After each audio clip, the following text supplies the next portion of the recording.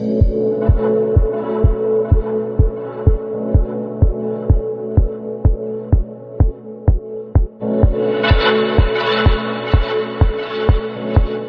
guys, I have a special treat for you today. I'm with two huge names in the music industry, and I'm here with RedOne and Mark Walton. We will be chatting about all sorts of things, but I'd love to start with just a little bit about your beginnings. How did you guys end up in this industry? You know, when I was 16, after seeing a rock group that I loved called Europe, my mind just went, crazy. So I knew I was gonna do music for the rest of my life, and that's what I was pursuing till now, So yes, early. I think I was 1 year younger, 15, when I put Boyzone together.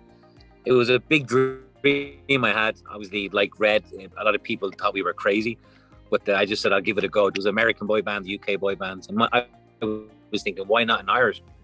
So I took a punt and it worked out, So we both started off very, very young. And so how did you meet and join forces? You were managing a huge group called Boyzone. Blue. Yeah. Sorry, Blue. And he wanted to work with me. He wanted them to work with me. So he reached out to my team at that time, and that's how we met.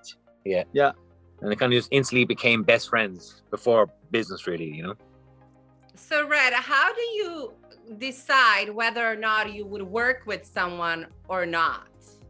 That's a good question. I mean, it's got to be something that you feel special about, There's either talent or some aura or something, or you hear the voices. Something has to capture you. A great example is the Lady Gaga story. Yeah, Lady Gaga. When I met her, I mean, she didn't have a deal. She was just dropped from a label, and it didn't mean nothing to me, the fact that she's not known or anything. I was like, oh my God, I feel something special with this girl. And I remember telling my wife, I'm gonna work with this girl, whether she happens or not, doesn't happen, I'm gonna work with her. And I was lucky that I worked with the right person, and we created history that changed music in the world. You obviously had some hurdles in the beginning of your career. I left my family and everybody I love to make it globally. So that's why I decided to go to America. And if you make it in America, you make it everywhere. But it took a long time. And the hurdles and me and my wife had only one air mattress, and it was very, very, very, very tough, to survive. And plus, nobody gives you a chance. It's so hard to get a chance. You work almost just for free, trying to get a shot. And I needed somebody, which is my wife. Oh, she's always been helping me. Like, come on, you're gonna do this. You can do it. And she convinced me to not give up that night. She said, "Don't worry, you've been trying for so long, and we can make this happen. Let's try for 3 more months. We borrow money from my sister. So it gave me like new air, new oxygen. If somebody tells me, I'm homeless, I was homeless. I have no money to eat. I had no money to eat. All of that. So it just helps you to be, you have compassion with people. You understand what they're going through and try to help them as much as you can, So for sure, I think it was a beautiful experience. People we've met over the last 10 or 12 years, they're always so surprised how normal and nice he is. Because if people have 1% of his success and they go with the gold chains and the ego, with him, he always surprises people like that. So it's a very good thing, Do you think Swedish music still has a big influence on the music world?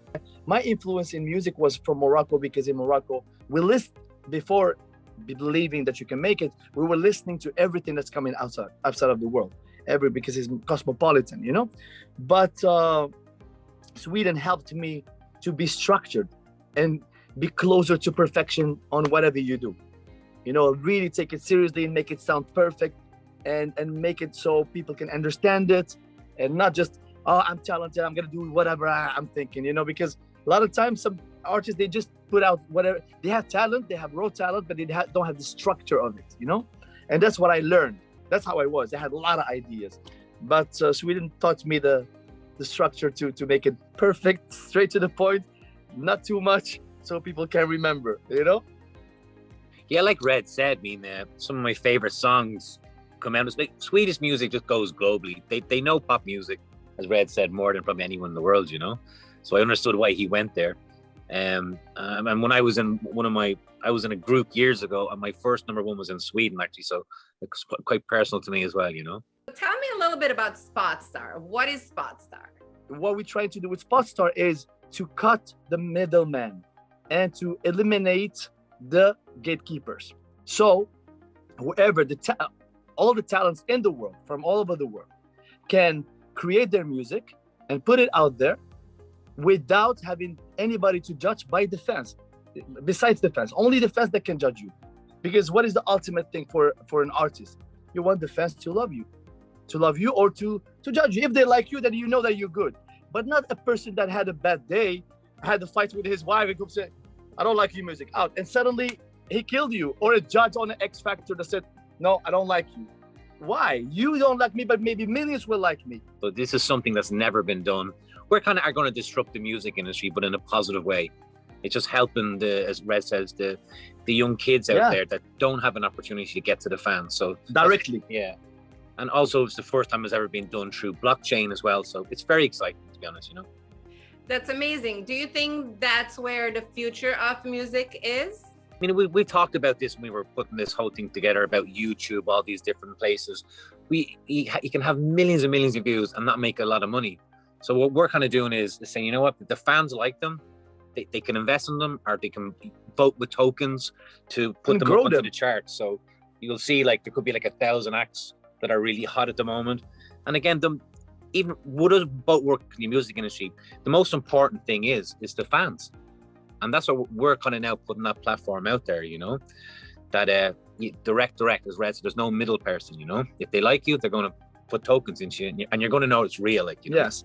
And actually, it's not a bad thing for the majors or for the big managers like Scooter Braun's or like those kind of people. Like, if it grows and you see an artist is growing, like, you know, financially, and as a small company, you can even help them. The majors can help them to take it all the way. So it's not like we're doing something against, but we are letting the people judge them immediately and invest in them immediately. Yeah, and there's also a limited tokens that can be invested. So if someone thinks, okay, so some guy is a millionaire, you know, buys tokens for his rich daughter, that's not allowed. So there's a cap on everything. There's a cap on everything, yeah. So make sure it's legitimate. So very exciting. So when it comes to music genres, what do you think the world sort of needs these days? In America, like, most of the radio stations will play the 7-8 songs over and over I and was over going again. to ask you that next. Like, is there space for more more Well, talent? this is a new top 7, 10? The truth of it is, even with this platform, like, we don't need radio, so to speak. The radio will get involved because they're going to realize what's the hottest thing in the world right now. Yes. Because this is the fans talking. So, and that's something we've talked about for a long time. Listen, we've been blessed. Red songs have been many times. I've been to 8 songs on the radio. But even he said, you know what? We have to do something.